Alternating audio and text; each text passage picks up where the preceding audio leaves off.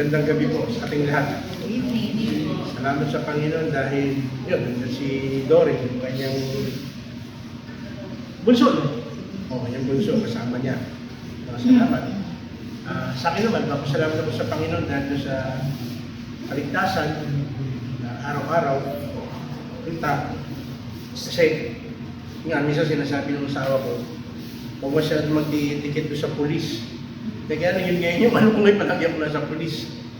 Tapos nakakatuwa kasi nung hindi dapat akong speaker doon sa Ragas, ako yung napili kasi yung dapat magsasalita, biglang hindi pwede. So, ako yung nagsalita. So, sa loob ng kahapon, dapat ano lang sa loob ng isang buwan, dapat isa ka lang doon. Kaya lang, nakano yata ako, naka-apat. Nakalima yata ako na nagsalita. Tapos, okay lang ba sabihin ko ba? Okay lang ba sabihin ko yun? Hindi kasi, siyempre nakakataba yung puso yun kasi sinabi sa akin nung babae, yung isang babae doon, yung doon sa Ragas, sa L, sabi nga sa akin parang niya-request niya na pwede ba ako na lang palagi? So, ang dami namin nagsasalita ron. Sabi ko, hindi pwede gano'n, sabi ko yun. Kasi, parang gusto daw rin na nagsasalita ako doon. Kaya sabi ko, hindi po, si Lord lang po nagtuturo, lahat ng kami nag-ano. Kasi, medyo, siyempre nakakatakot din pag sinasabihan ng gano'n. So, siyempre, dapat i-correct natin yung heart natin, no? Para hindi tayo ano. At salamat sa Panginoon dahil, kasi bago pumunta kasi dito sa substation, tinatanong ko muna yung ano, kasi meron kaming GC ng mga pulis yung GC na meron ba tayo Bible exhortation yan. Araw-araw tinatanong ko yun kasi minsan dumating ako doon punta ron, wala pala sila lahat dahil meron silang yung tinatawag na inspection doon sa Ragas. So, siyempre nakabihis ka na, nakaayos ka na, medyo di ba, na wala nangyari. Pero salamat dahil yun nga, pag gano'n, nagulat ako, ngayon ko lang kanina ko lang nalaman na yung sumasagot pala sa akin, palagi na meron, yung pinaka-head pala. Akala ko yung pagkaraniwang yung pala yung pinaka-head. Siya rin kasi nag-request na, pwede ba araw-araw na? Kasi dati TTH lang Ngayon, gusto na niya araw-araw. At pati yung Sabado, gusto rin niya meron. So, salamat sa Panginoon dahil hindi hindi nasasayang yung inaano natin, yung ginagawa natin. At the same time, yung linggo, may umaten na yung bata na sa likod. Na-invite ko, kaya lang, nalulungkot ako kasi dapat 4 sila. Siya naman dumating. Kasi naano niya sa akin, Pastor, yung mga kasama ko po, kukulit. Sabi nila po, kasi nagtitinda ng saging yun, banalak yun, saka Yun nga yung sinasabi ko, di ba sa inyo, na pagsamantalahan natin sila. Sige, bibili ako sa iyo, pero atin ka sa linggo. So, umaten sila ng linggo, kaya lang, yung kasama niyang 3, wala. Tapos kanina, nagbenta na naman siya ng banana cube, tsaka ewan pa, nakapili kayo yung, tapos yun, yung saging na binanat ng harina. Baruya. Yun, baruya. So, sasabi ko sa kanya, ito pastor, hindi sumama sa akin ng linggo, huwag mo bilhan to. Yun na kasi banana cube. Hindi, sabi ko, bilhan, tapos nagano yung lalaki. Hindi pastor, sa linggo po talagang sasama na ako sa kanya. No, salamat sa Panginoon dahil yung mga ganong bagay is nakakaano yun nagagawa natin mga bagay na ma-invite natin sila. No, yung mga ganon. Tapos kaya ko hindi ko alam kung paano ma-invite si Dory. No, sa bagay, pinsan mo naman. No, pinsan ka pinsan kasi nagulat din ako kay Mang Doming. Yung Doming, kasi minsan kailangan may sakit pa bago ma-invite I-invite ko siya, sige daw. Hindi ko nga lang alam kung yung sige niya, sige lang. Pero at least nagsabi siya ng sige niya, sinabi, hindi, malo ko, ganito ko So, nag-expect ako kasapos. Kasi bago ko umalis, hindi ako sabi ko sa kanya, pagpe-pray ko po kayo. Hindi ko lang kasi nandun kami sa karsada, nagpe-pray ka na, pag-tumigilin naman nag-pray ko siya. Salamat sa Panginoon, dahil tinanggal niya, sabi niya, gusto mo, nagpe-pray ako So yung pala, meron pala talaga yung pag-pray natin kasi meron tayo na may sakit. At salamat sa Panginoon dahil nawala na yung perception ko. Kasi po nung bago ako, alam niyo ba, Na marami po nagre-request sa akin na yung mga delikado na yung buhay na ipag-pray ko. Sa 8 yata pinag-pray ko, 6 na patay. No, hindi totoo yan, hindi ko pa tinatawag na. Kaya nung nilaloko ko nila Pastor Popoy, bago pa naman ako. Pastor, pag mayroong naghihinga nung ikaw tatawagin ko, nilaloko ko na. Noong dati. Pero po rin ang Panginoon ngayon, ang dami kong sa messenger na humihingi ng prayer, puro gumagaling. Kasi sabi ko, nag-break ko na yata yung record. Nawala na yata yung sumpa. Yung ganun. No? Pero again, siyempre, ano naman natin si Lord na nagpapagaling. So sa gabing ito, gusto ko buksan natin yung sinasabi ko po na kaligtasan. Siguro lahat naman tayo gusto natin ng kaligtasan. Gusto natin maligtas tayo. No? Kaya nga, ang tanong nga bakit ba tayo humihingi ng kaligtasan? Bakit tayo humihingi? Siyempre, para maligtas. Pero bakit? Siyempre, meron pang mas malalim na reason. Iba-iba. Minsan may natanong ako, bakit gusto mo pang mag-extend ka na buhay? Gusto mo kaligtasan. Kasi gusto mo muna niyang makita, yung mga anak niya makatapos ang pag-aaral. Sabi ko sa kanya, pagkatapos pag-aaral na naman, gusto mo mamamatay ka na. Sabi ko sa kanya, tinatanong ko na kasi ka magtanong gusto mo mamamatay ka na. Sabi ko nga sa kanya, hindi naman, sabi niya, hindi mo sabihin dyan pagka-graduate ng anak mo. Gusto mo pa makita yung magiging anak ng anak mo. Oo naman. So, ibig sabihin, mayroong reason. Bakit gusto mo pang magkaroon ng kaligtasan? Bakit maligtas? Minsan, iba naman sinasabi na, gagaya nun. Ewan ko lang kung anong iba. Sabi minsan si Aser, di ba? Diyan sinabi niya, pag nag-idadlak daw siya ng 60, pwede na siyang umalis. Sabi ko, so bakit nag-extend ka pa? Bakit hindi pa ngayon? Yun ako kasi, di ba? Bakit hindi pa ngayon? Yun ako walang naman. Kaya lang kasi inaano ko, ano nga bang reason? Bakit gusto mo ng kaligtasan? Bakit gusto mo maligtas? Of course, pinaka-ultimate, siyempre, paano nandun ka? No, para lang ba makaiwas ka sa impyerno? Kaya lang pag gusto mo magkaroon ng kaligtasan? Of course, lahat tayo ayaw natin mapunta. Siguro ayaw pa lang. Wala naman siguro gusto rito mapunta sa impyerno. No? Wala naman. Pero tingnan natin, bakit ang isang magandang nakikita ko dito, yung gaya kay David. Bakit si David humingi ng kaligtasan sa Panginoon? Pero bago tayo magpatuloy, hingi muna tayo ng tulong ni Lord. No? Panginoon, maraming salamat sa pagkakataon na binibigay mo po sa amin. Parang yung salita, ibigyan po namin ng pagpapahalaga kasi ang kaligtasan matatagpuan po sa inyong mga salita. Kaya hayaan po, Panginoon, sa pamamagitan po ng mensahe na pinagkaloob mo po, maging dahil ito para maging bukas ng aming isipan sa katotohanan. Salamat po, Panginoon, sa puno po ng iyong Espiritu Santo. In Jesus' name, Amen. Amen. So, sabi po rito sa awit 22, 21, sabi na iligtas mo ako sa talim ng tabak at sa mga asong sa akin gustong kumagat. Sa bibig ng mga leon ako'y iyong hanguin. Sa sungay ng mga toro ako'y iyong sagipin. O Yahweh, panalangin ko sana'y dinggin. So, hinihingi dyan ni David yung kaligtasan. Humingi siya ng kaligtasan. Pero ang tanong, bakit?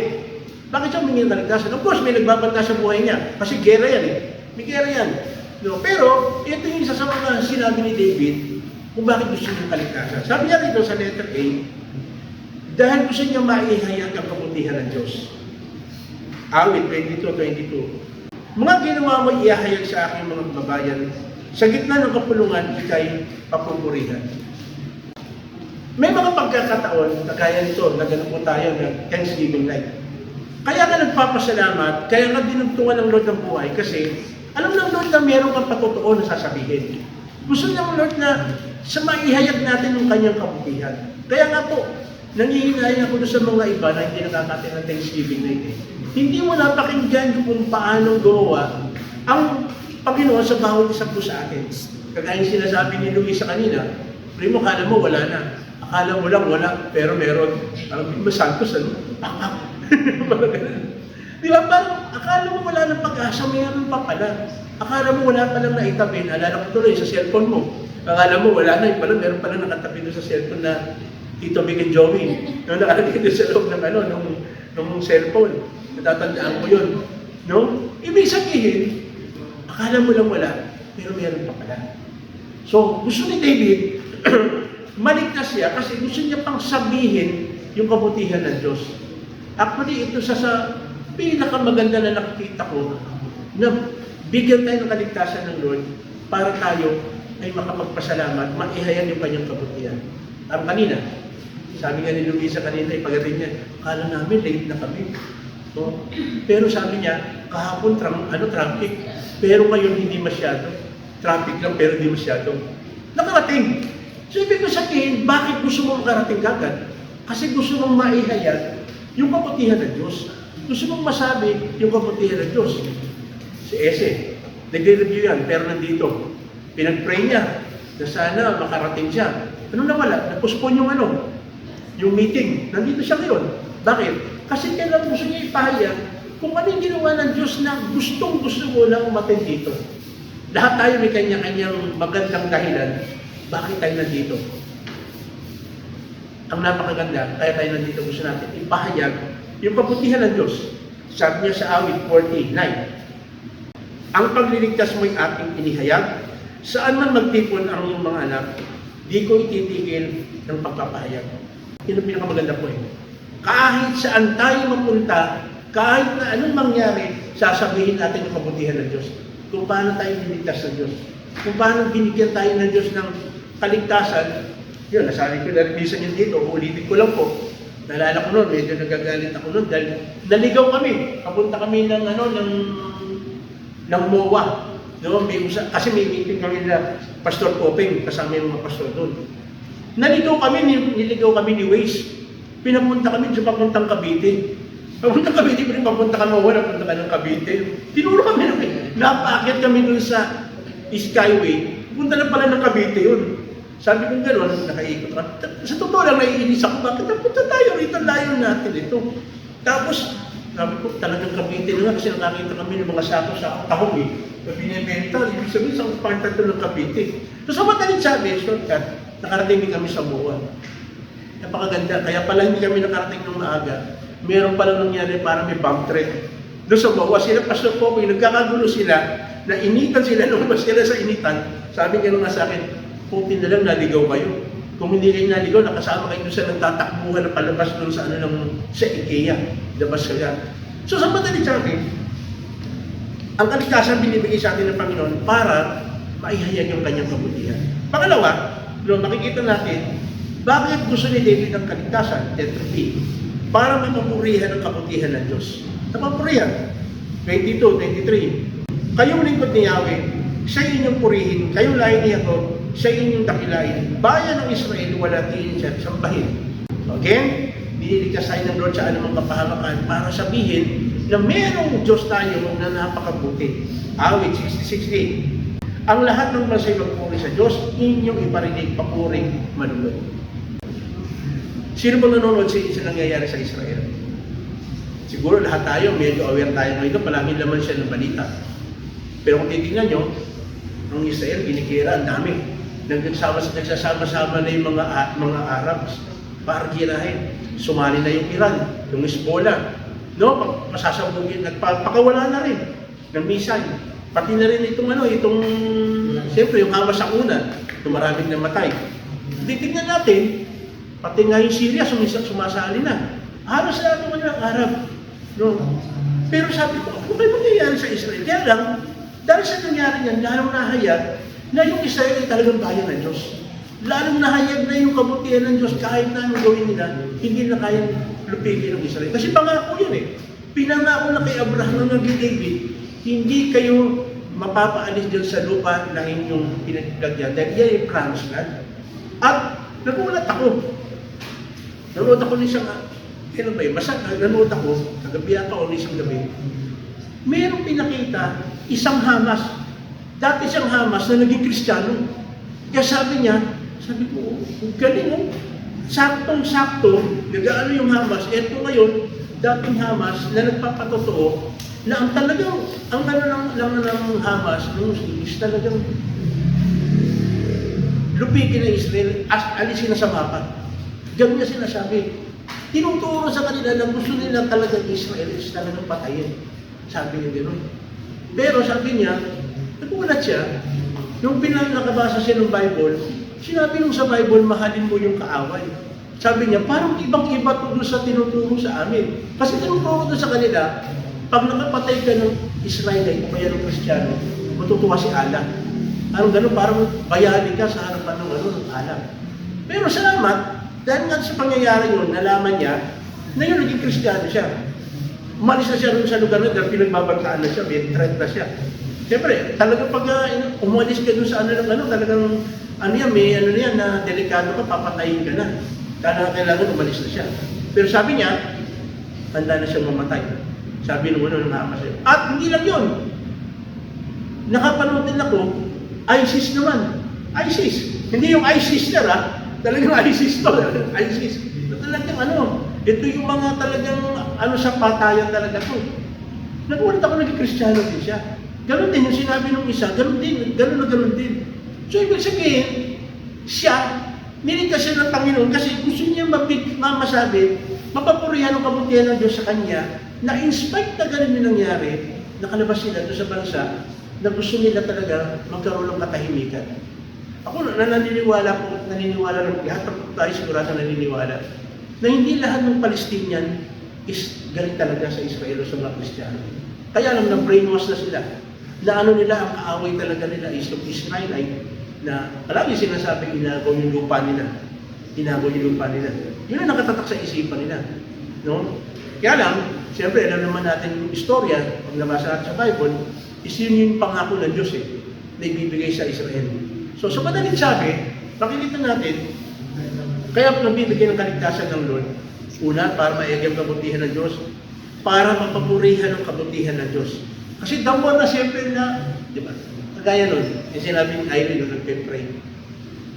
Kasi kami, naging ugali din, sigurado sila doon, gano'n din. Pag umalis ka, pag lumabas ka ng bahay, dala ka ng sasakyan, nagpe-pray ka, sasakyan. Pag uwi mo, magpe-pray pa rin, nagpapasalamat ka. So, ibig sabihin, pag may nakasakay ka, magugulat ka. Dahil talagang yung protection ng Diyos ay nasa iyo para para protection ng malaki. Hindi, para mapapurihan si Lord. Kayo nasa siya, di ba? Kami binangga sa likod.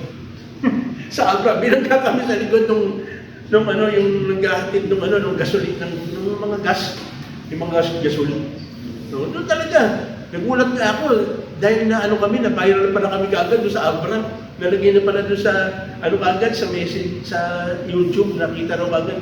Oh, di ba sila si Pastor Tom, ano nangyari dito? Bakit binangga sila? Ano na nangyari? Nagulat na sila kagad, kakapraso lang naman yung binangga, parang ang laki na kagad naman. Pero at least, ang pa doon, si Lord, iniingatan tayo. Pero bakit? Bakit tayo ingatan ng Lord?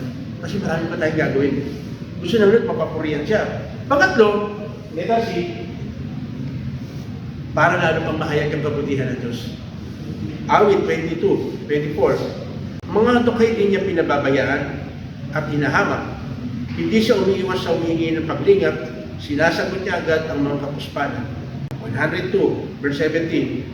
Daing ng mahirap ay iyong papakinggan, di mo tatanggihan ang kanilang kahilingan. Kaya nga, sabi ko, mapalad tayo, nandan lang tayo dun sa tinatawag po natin na hindi tayo dun sa mayaman na mayaman, kasi nandun tayo sa na talagang may pa tayo na tumawag palagi kay Lord. Ewan ko lang kung napapanood din niya si Ramon Ang. Kasi napanood ko rin na ini-interview siya.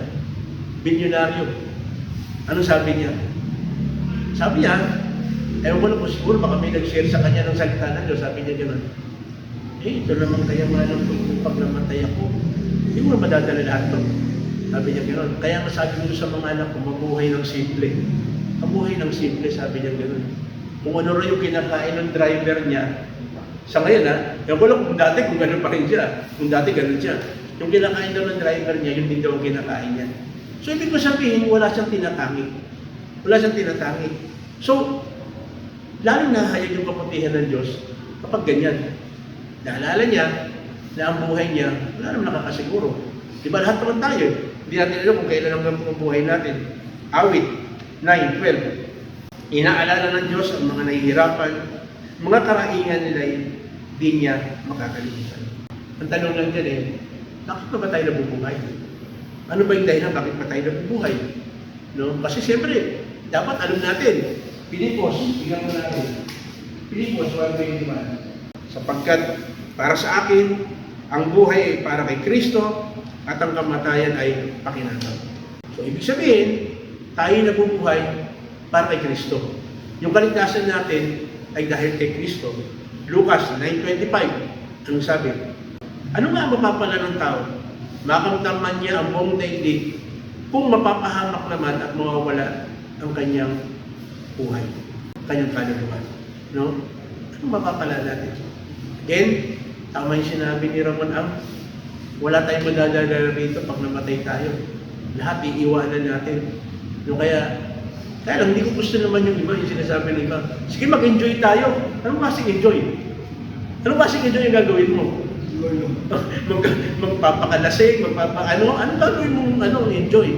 Kasi meron enjoy dapat tayong mga mananampalataya. Saan tayo nag-enjoy? Siyempre, dito sa Matthew 28, hindi na natin. At sabi yan, kaya tumayo kayo, gawin ninyo malagad ko ang mga tao sa lahat ng mga bansa. Bautismo nyo sila sa pangalan Ama at ng Anak at ng Espiritu Santo. So again, dapat nag-enjoy tayo dyan. Yan yung kaya tayo nagtutukan yung buhay natin, nag-enjoy tayo gawin yan.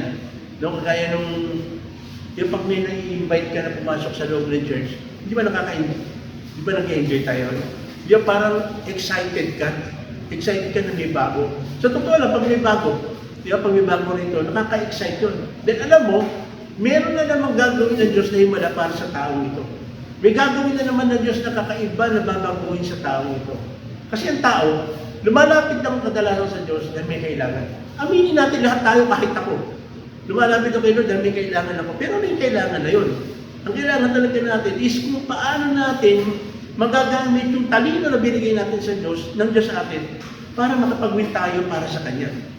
Ano lang yan give and take lang yan Binigyan ka niya, take mo, bigay mo rin sa iba. Pasa mo rin sa iba. Kasi, parang natin pinangangalandakan dito, malapit ang dumating si Lord. Nandiyan na yung mga sign. Mapapahamak yung mga tao pag hindi natin ginawa yung tungkulin natin. Again, kaya tayo nililigtas ng Lord dahil gusto ng Lord sa pamamagitan ng buhay natin mayroong baligtas. Gamitin tayo ng Lord. Kasi, kagaya niyan, sino bang magbabahagi doon sa pamilya mo? Ang number one dyan, siyempre, ikaw na nakaalam, nakakilala. Tayo yun. So, kailangan gawin natin yan. Sa opisina, sino magsishare sa opisina mo? Ikaw yung nandun. Siyempre, ikaw. Kaya nga, hindi, nandun pa rin tayo sa opisina na pinag-aanuhan natin. Para kay Luisa. Bakit extend? Hindi na pala extend, ano? Pag, okay lang ba siya? Kahit mga 20 years na lang. 20 years na lang. Okay ba yun? Ayun, kung baka saan makikita mo, akala mo, yun nga, sinasabi ko na, akala mo, wala na, yun pala, meron pa pala. At mas mahaba pa. No? Baka mas mahaba pa. Kaya nga sabi ko nun, dapat, verse 20, ayan. Palagi natin yan, turuan ninyo silang sumunod sa lahat ng inuutos ko sa inyo. Alam ba, inuutos ng Lord, yung kaligtasan. Kaya nga, meron tayong tinatawag na good news. Ano yung good news? Tingnan natin, balik. Ayan. Paborito natin yan. Dapat kabisado natin sapagkat kayo nalaro ng pag-ibig ng Diyos sa sangkatauhan, kaya ibinigay niyang kanyang kaisa-isang anak upang ang sino ang sumampalataya sa kanya hindi mapahamak, kundi magkaroon ng buhay na walang hanggan. Hindi ba good news yan? Good news yan. Mapapahamak na tayo kasi sabi sa Romans 6:23, ayan. Sapagkat kamatayan ng kabayaran ng kasalanan, lahat tayo nagkasala. Lahat. Pati ako, nagkasala. Pero, ang kagandahan, ano sabi? Ngunit ang walang bayad na kaloob ng Diyos ay buhay na walang hanggan sa pamamagitan ni Kristo Jesus na ating Panginoon. Yun yung John 3:16. No? Kailangan tanggapin natin. At ang napakaganda nito, hindi lang gano'n ang gusto ng Diyos. Gusto na nun magkaroon ng kaugnayan sa atin. John 1:12. Ano sabi ni John 1:12? Ayan. Subalit, ang lahat ng tumanggap at sumampalataya sa Kanya ay binigyan niya ng karapatang maging mga anak ng Diyos. So, walang ibang paraan para tayo maging anak ng Diyos, kundi ang tumanggap at sumampalataya sa ating Panginoon. Wala na pong iba. Hindi tayo kailangan maging member ng kung anumang reliyon, walang reliyon, kasi ang magbibigay sa atin ay yung ating pananampalataya at pagtanggap sa ating Panginoon. At maraming mga tao, hindi nila matanggap kasi makasalanan sila. Pero ang sabi sa John 1:12, sa 1 John 1:12, ay 1:9, ayan. Subalit, kung pinapahayag natin ang ating mga kasalanan, patatawarin tayo ng Diyos sa mga ito, at ilinisin tayo sa lahat ng ating kasalanan, sapagkat siya'y tapat at patuloy. Yun lamang po ang tanging paraan para tayo patawarin, kailangan aminin natin. Aminin natin, ipahayag natin sa ang ating mga kasalanan sa harapan ng Diyos. Sabihin na natin lahat. Kasi palagi ko naman sinasabi ito eh. Diba? Yung ibang tao kasi pag tinanong mo, saan ka magpunta? Pwede ako simbahan, bakit? Magbabawas ng kasalanan. Hindi po tayo nagbabawas ng kasalanan. Sinosurrender natin dapat lahat ng kasalanan. Pinapahayag natin. Kaya, purihin ng Panginoon, dahil meron tayong kaalaman, na malaman natin ang kaligtasan, kaya natin gusto natin maligtas, upang maipahayag natin ang kabutihan ng Diyos, upang mapurihan natin ang kabutihan ng Diyos, at lalong mahayag ang kanyang kabutihan. Tayo po'y tumayo. Tayo po'y mananalangin. Panginoon, maraming salamat. Dahil kahit kailan hindi ka naging madamot sa amin. Kahit kailan, Panginoon, hindi mo pinagkait sa amin ang kaligtasan. Pagkus, pinagkaloob mo ito sa pamamagitan po ng iyong anak. Ang kinakailangan na lang namin gawin, Panginoon, tanggapin ito at kami sumampalataya. Salamat, Panginoon, dahil pinakita mo muli ito at patuloy mo ipapakita ito dahil gusto mo ihayag din namin ang iyong kabutihan sa lahat ng tao na aming nakakasalubungan. Sino man ito, sa trabaho man ito, sa eskwela, o saan mang dako, gusto mo po, Panginoon, na lahat ng tao ay makaharanas ng tinatawag ng katiyakan ng buhay na walang hanggan. Ang lahat ng tao gusto mo magkaroon ng katiyakan na sila'y mapapatawad sa mga kasalanan. Kaya narito kami, Panginoon, na malapit kami, nagpapakumbaba po kami sa iyo, kasi naniniwala po kami, Panginoon, na tanging ikaw lang ang pag-asa namin sa buhay na ito. At naniniwala kami na tanging ikaw lang ang ito ng aming buhay, at ito ang isang napakagandang dahilan. Bakit po kami niligtas? Kaya gusto po gamitin ang aming buhay para sa inyong kaluwalhatian, maihayag ang inyong kabutihan, at higit sa lahat, Panginoon, magkaroon ng kaligtasan ang mga tao. Sapagkat kagaya ng sinasabi ng Pulon sa iyong mga salita, ang huli na magiging sign para ikaw ay dumating na, ay maipahayag ang inyong salita. Mahirap ang buhay dito sa mundo. Pero naniniwala po kami, Panginoon, sa tulong po ninyo, magtatagumpay kami at magagawa namin yung mga tungkulin na nilagay mo sa aming mga paligid. Muli, Panginoon, maraming salamat sa gabing ito na muli kinatagpo mo lahat ng aming pangangailangan. At salamat din, Panginoon, dahil sa gabing ito, alam po namin, tinanggap mo po ang ginawa namin pagpupuri, pasasalamat. Dahil alam po namin, yung ginawa namin pagpupuri, pasasalamat, ay dahil ginawa mo ang lahat ng pinakamabuti at pinakamainam sa bawat isa po sa amin. Kaya sa gabi ito, Panginoon, hayaan mo na patuloy ka namin luluwanatin, patuloy ka namin itataas habang kami po ay nagkakaroon po ng fellowship sa bawat isa. Pagpalain niyo rin, Panginoon, yung pagkain namin pagsalusaluhan, at hayaan niyo po, Panginoon, ma-enjoy po namin ang aming pag-uusap patungkol po sa sinasabi po ng iyong salita. Salamat din, Panginoon, maging sa aming paghiwa-hiwalay, sa aming pagtatapos. Bigyan niyo po kami ng pag-iingat, makita po namin ang inyong kabutihan, sapagkat ang kaligtasan namin ay tanging nasa inyo lang. Maraming salamat na namin sa pangalan ni Jesus. Amen. Amen. Magandang gabi po.